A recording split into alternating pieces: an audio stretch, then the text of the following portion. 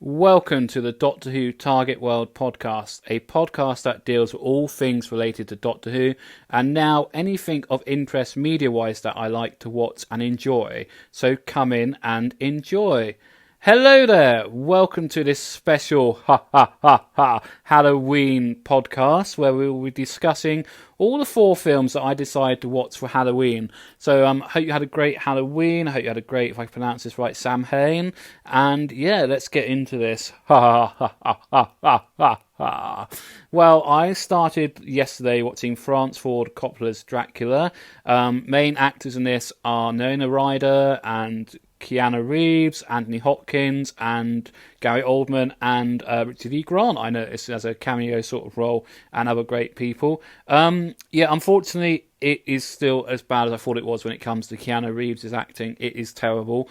Winona Ryder is pretty good, to be honest. I haven't seen this for quite a long time, probably maybe 10, 15 years, so I thought I'd start with this. Pretty good performances all round from Winona Ryder, from Anthony Hopkins, who does this great Van Helsing. It's a little bit hammed up and over the top. Richard E. Grant is pretty good as Jack. There's lots of good effects for the time in it. Nice music. There's a semi-small bit of the erotic vampire feeling in it when Dracula as King Vlad is trying to infect and sort of have a romantic relationship with Nina, which is rather good. Winona Ryder does that all very good. The Keanu Reeves problem is that he can't act in this. He hadn't learned how to do his mumbling sort of thing he does in Bill and Ted and The Matrix. He hadn't quite got to that point yet, unfortunately. But Anthony Hopkins is very good in it. As vampires go, the special effects are quite good. The misfits are good. The vampires on this score are good. Gary Oldman is pretty good as Dracula. It's quite frightening. It has a lot of the religious side in it. There's a lot of the there is a little bit of sexual thinking about the whole sort of vampirics in Romania and Transylvania. We get that are very sexual, and they try to infect Nina into coming into having sex with him basically. So that's quite sexy.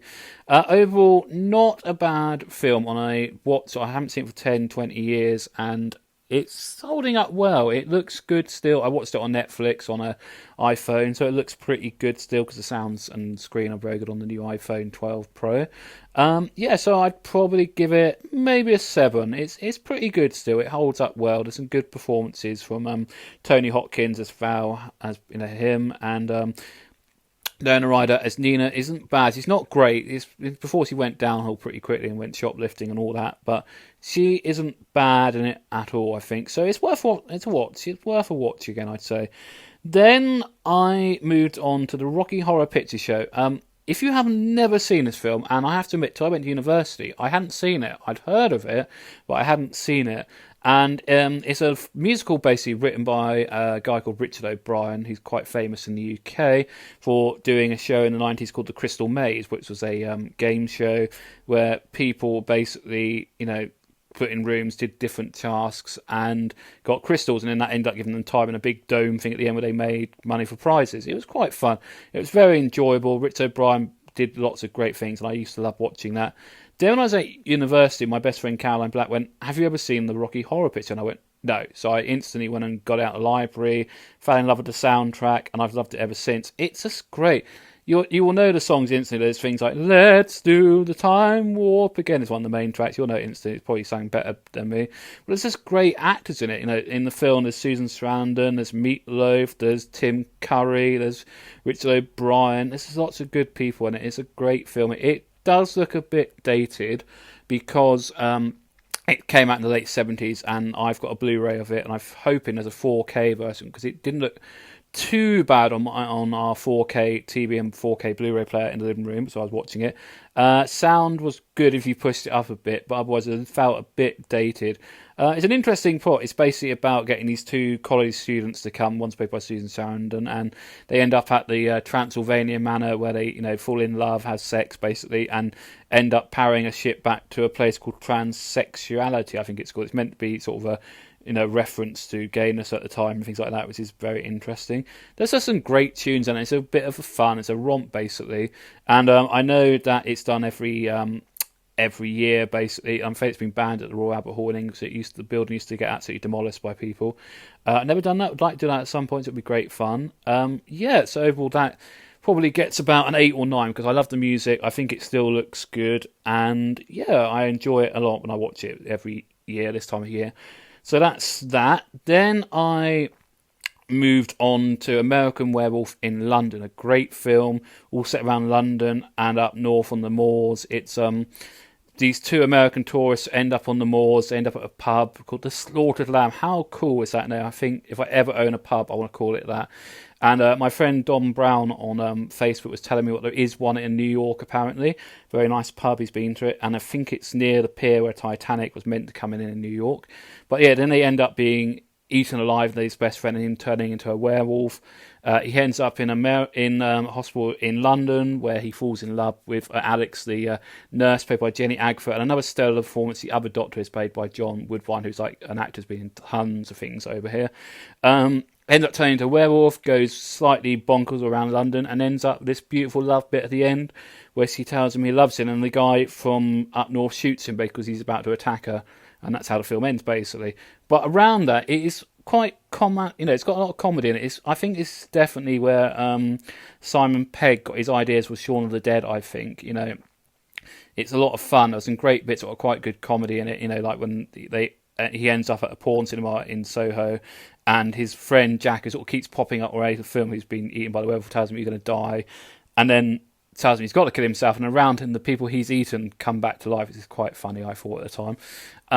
There's some great music all the way through it. You've got Blue Moon at the beginning, you've got Moon Dance when he's turning into a werewolf, and I think there's some great camera work for it. There's some great bits where he's turned into the werewolf. He's on the London Underground, and you see him stalking people, and you see the trains and the tubes, and you see him going up the escalators at Islington, I think it is. So it looks great. And I think it's also the first film that actually gets a werewolf right. Most werewolf films, even sort of the Lon Chaney werewolf film, just make them look like a guy in a suit. Where this one actually looks like he's a wolf, the biopederness of it, the stunts and that got it really right. But I was saying that, the recent Dracula, where they got Dracula to turn into a wolf, and then he pops out the stomach of the wolf. That was quite close, I think. That was rather good. If you haven't seen the Stephen Moffat and Mark Gatiss Dracula, it was on a few years back. It's back on, I think it's last year now. That seems a long time ago now. It is on Netflix, so I'd recommend you watch that. Yeah, some really good performances. I think this might be slightly after The Railway Children. Jenny Agford is brilliant in it. I think she's just done Walkabout, so she was starting to get that sort of sex appeal of the women at the time. And there's that great scene in the shower, which is fantastic, the fun. It's just a great film. It's very funny in some bits. There's sort of a lot of one-liners, and I like the bit where he wakes up in the wolf pit at the zoo, and the children go, "Naked American just sold my balloon," and the parent looks at him weirdly. So there's some great fun bits. This is definitely where Simon Pegg got his ideas, I reckon. For Shaun of the Dead, definitely from this sort of film. So if you haven't seen it, I recommend it highly. It's a very good fun Halloween film, and I give it a 9 out of 10 basically. So the final film I did was Interview with the Vampire, the Neil Jordan film of the Anne Rice book. The Vampire Chronicles have been going for years now, and they're based on this one, which was the very first book, An Interview with the Vampire, where Louis the Vampire decides to go public and tell the world what vampires are really like. That's basically the preface of it. And he goes to a guy who interviews him, who's played by Christian Slater. God knows where he's gone now. He's not in anything, I don't think. I think he had a slight drug addiction or something in the late 90s. I think everybody went a little bit mental, because I was reading an article where Brad Pitt hated making this, apparently. You've got Brad Pitt playing Louis, you've got Tom Cruise playing Lestat, and you've got Kirsten Dunst playing Claudia. Now, I didn't know the reason this makes the Claudia scenes even more chilling, but that was based on Anne Rice and Stan Rice's daughter, who died, unfortunately. So those scenes become even more poignant, and in the book, they become even more poignant. Now, I got really into Anne Rice's writing when I was about 10, 11, I think.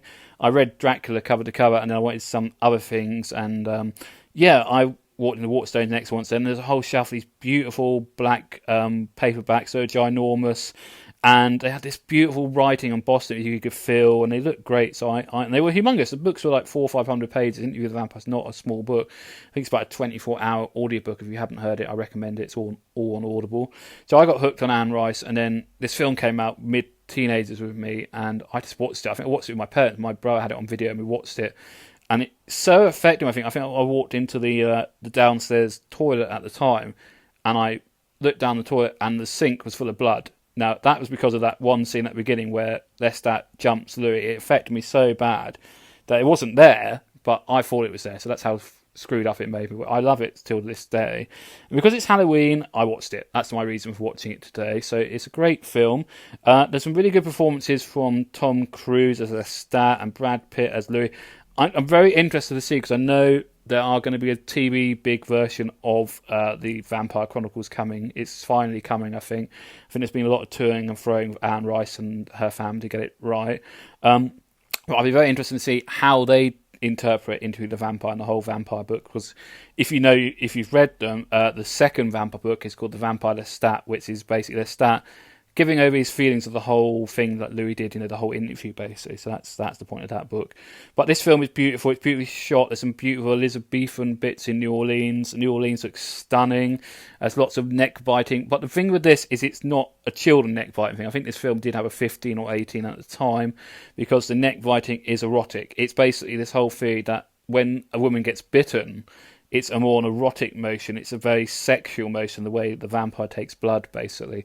So yeah, that's basically going on a lot for it. And then later in the film we meet the other big actor at the time, Antonio Banderas is in it as Armand, which is a bit weak, I think. The performance isn't great. And then Kirsten Dunst is great as Claudia, as he sets Lestat on fire. She's very aggressive. She's just all over. I think she's brilliant, basically.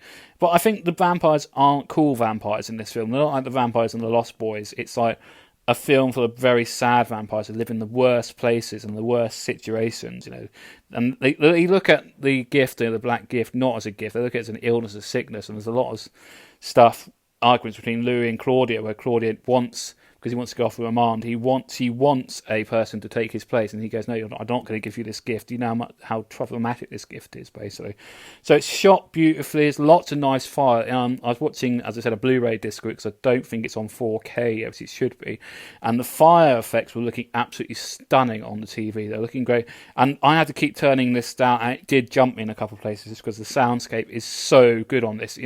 Put it for a good 5.1 system like I've got, and you will be having chills. I don't frighten easy, and there was bits where I was swearing because it jumped me. And yeah, it's a great film. It does stand up well. I would say my only issue is it needed a little bit of editing. I think the end scene where the journalist gets jumped by Lestat, I know the journalist becomes another character in the Vampire Chronicles eventually, but I think the way it ended wasn't that great, to be honest. Although I do like the Stones track at the end, but I just don't think it was well done. But except for that, it gets very close to being a 10 in my eyes. It's probably about a 9.5, because there's great performances from Brad Pitt and from Tom Cruise, I want to say. They both look stunning, You just can't help drooling at the screen when you're watching it. It is so good-looking people there. But yeah, I definitely think this film gets a 9.5. It was that close to getting to a 10, but the ending still annoys me. Even 20 years after seeing it, it still annoys me. So that's the review from Halloween. I hope you had a great Halloween. I hope you managed to do trick-or-treating. I know lots of places in the country couldn't, but we could. Well, I don't go out and do it anyway because of the site issues. People just stick with it. I know we're in a lockdown from Thursday everywhere in England. Just have to stick, bear and grin it, and then party on my birthday on the 2nd, which you're very welcome to do with me. So I will see you for the next podcast, which will be a Doctor Who one.